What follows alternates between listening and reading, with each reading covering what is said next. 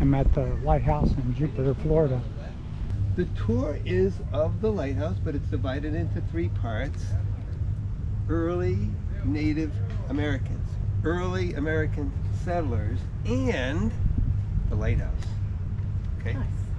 This is one of my favorite parts of this Jupiter Lighthouse grounds because there are layers of civilization. You might say, well, what do you mean? I'm going to tell you why. What's here, right here? Somebody describe what they see. Shells. Oyster shell. Shells Yeah. and some sand. If you dug around in there, maybe you'd get a little pottery and some skeletons of animals or fish. This used to be a 30-foot mound, part of a 30-foot mound system that would go down 100 to 200 yards in this direction, and on the other side of the inlet likewise. Where is the mound? So they use these shell mounds as the base for roads, particularly route number 1. Who said Yeah. 1? There was a lot of trade, English, Spanish, and occasionally they would stop in this area, continue on their trade routes. And over the course of maybe 50 years, there were no more Yegas and Yobis because the English brought with them, the Spanish brought with them unknowingly Yeah. European disease. So they went from like a wonderful existence to no existence. Pretty sad, right? Well, within a few years in the 1800s, early 1800s, there was a group of Native Americans in southern Georgia. The Choctaw and the Creeks actually too, and some escaped slaves. They came down to central Florida, also eastern and western Florida, also southern Florida, and they set up in those areas. And here, just a few miles west, they also set up. And so they replaced the Yegas and the Yobis in this same area. Anybody want to take a guess at what the name of that early American tribe was? Seminoles. So they came in, and the reason we're stopping here is because one of the items they're famous for is this hut. Now this is a council hut. This is not the size of your hut if you were the chief of your little family unit. That size is about 8 by 10. Anyway, any questions before we go into the next chapter, which is early American settlers and then the lighthouse? Questions to this point? In the early 1900s, we have financiers, we have doctors, we have lawyers. Most of those people work long hours, probably, and they feel badly about working such long hours. And so when they come home, they want to stop off somewhere to bring something to their wife and family. They stop off at the florists. And in the flower arrangements are ferns. Ferns. This was their cash crop for 15 years. Ferns. Like, is that like, wow, I would have never guessed that. Nope. By the way, this is not the fern. They had a plumosa fern, which is a much finer fern, but we don't have any plumosa ferns here, so I use this as a representative fern. Oh, that's where the kitchen is. It's big.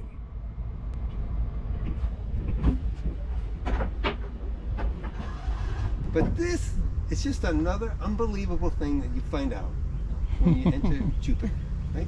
Okay, so are you guys ready to go to the lighthouse now?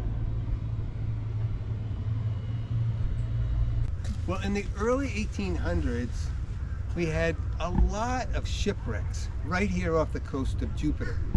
Probably the most understandable reason for those shipwrecks is because Jupiter sits into the Atlantic Ocean and towards the Gulf Stream more easternward than almost any other place on the eastern coast of Florida. So ships that were coming south would have to be to the west of the Gulf Stream and east of the Jupiter shore. That's a pretty narrow area, and if it's dark and windy and stormy, there's a good chance that you would be shipwrecked. It's caused the government to say we need a string of lighthouses along the coast of Florida. They sent George Meade down and he did the survey, and he said, we're going to put one in Jupiter. But he didn't put the lighthouse, and think like an architect, he didn't put the lighthouse where most lighthouses go. He didn't put it where the water meets the beach. Right. He put it 2/3 of a mile to the west. Okay, now think like an architect.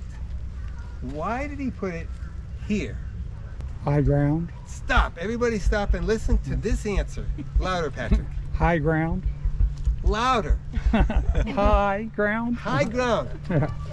This is oftentimes overlooked. There are geological findings that make your life easy as architects. This high ground is purely a sandbound. It's 48 feet above water. Now, follow the mathematics, all of you architects. 48 feet. Got that? 48 feet plus 108 feet for the lighthouse is 156. So that beacon is 156 feet or so above the water. If I was to build that, or you, because you're the architects, if you were going to build that where the water meets the beach, you'd have to build a 156-foot lighthouse close to an erosionable area. So as architects, you chose this area. Now, good job on choosing that. So George Meade had to hire a builder. So he hired somebody who's from Philadelphia. We already have a Philadelphia connection, but the guy from Philadelphia, his name just happens to be, coincidentally, Mr. York, like New York. So you got Mr. York from Philadelphia. He came down with 2 boats, 1858 or 1859, we're not quite sure. He couldn't come down the Indian River, the intercoastal waterway, because it was too shallow. He tried to get into the inlet. The inlet was shut down because a lot of silting.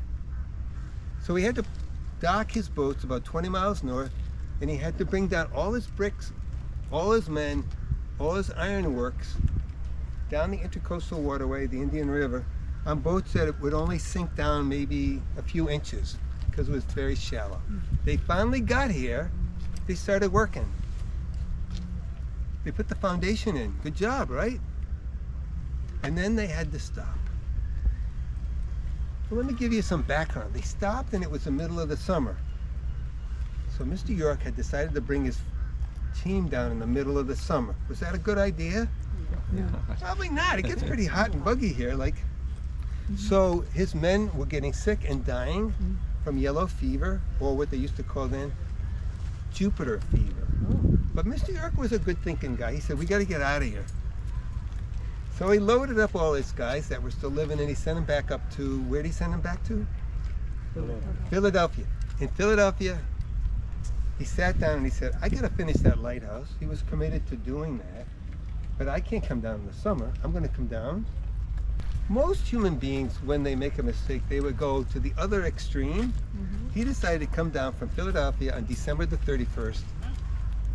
Has anybody been in Philadelphia December the 31st? It's cold. So it is as cold as you could imagine on December the 31st. It was so cold, he had 2 ships. He couldn't get out of Philadelphia Harbor. When you read about this, it's like, really? Philadelphia Harbor had frozen over.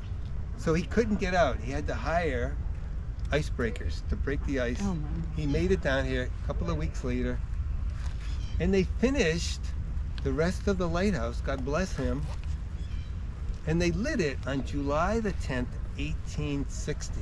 So they made this lighthouse pretty fast and pretty well, including what you see, plus the lantern, plus the Fresnel lens. First order Fresnel lens. This is 1860. Like, there's no 7-Elevens, no roads, no Home Depot, no nothing. How they did this, I wish I could have been a fly on the wall. A little over 100 steps to the top. 4 windows facing north, south, east, west.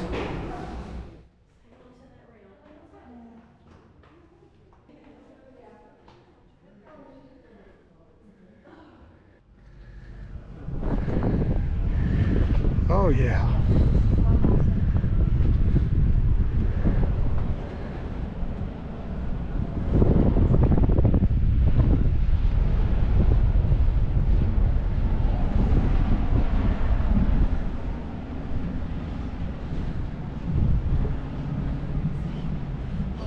It can be a little unnerving, I guess, huh? I think the other side.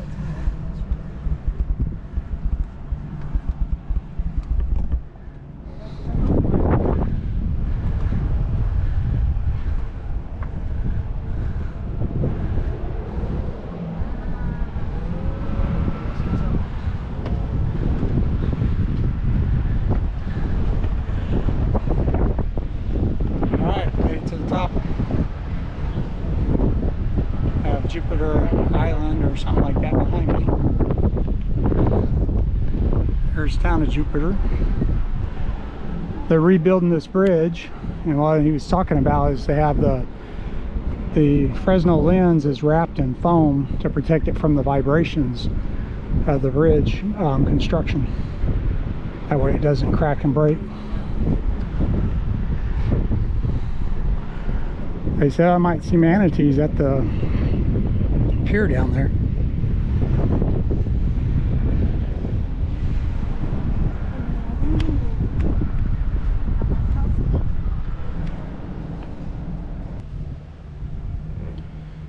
This massive tree was one ficus that was planted to commemorate a house that burned down on this location.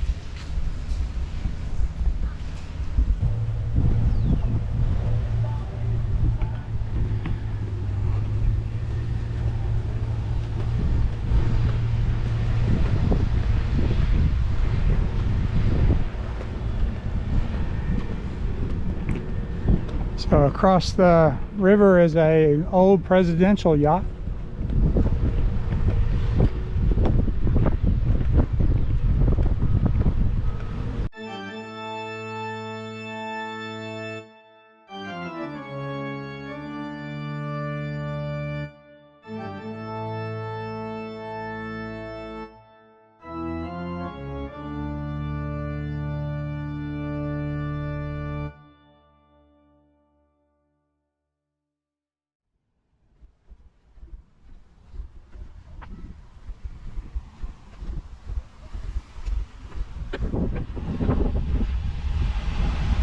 Howdy. Hello.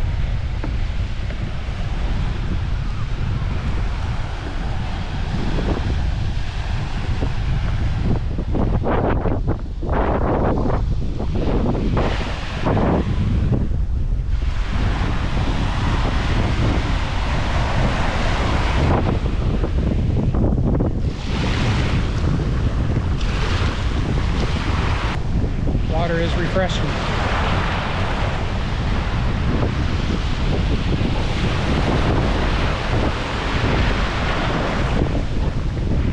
Go down and check out the rocks.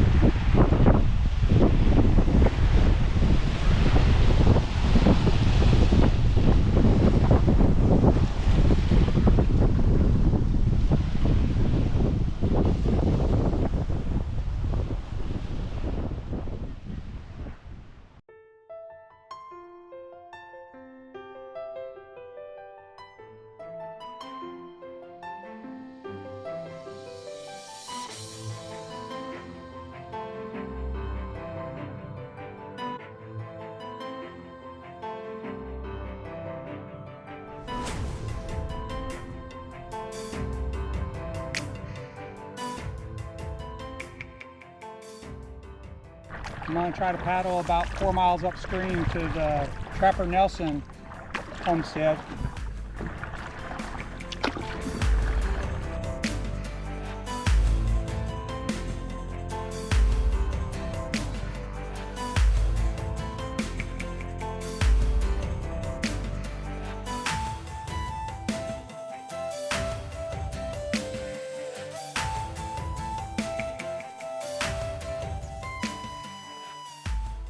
Have a short walk back to the campsite.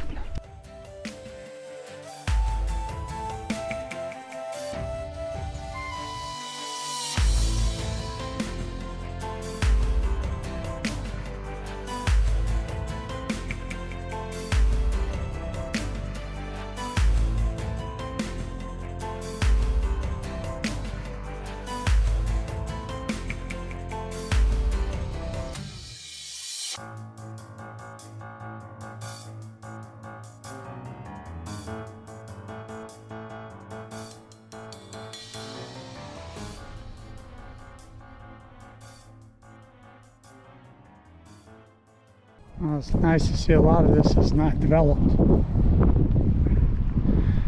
There's Atlantic Ocean and the Intercoastal Waterway.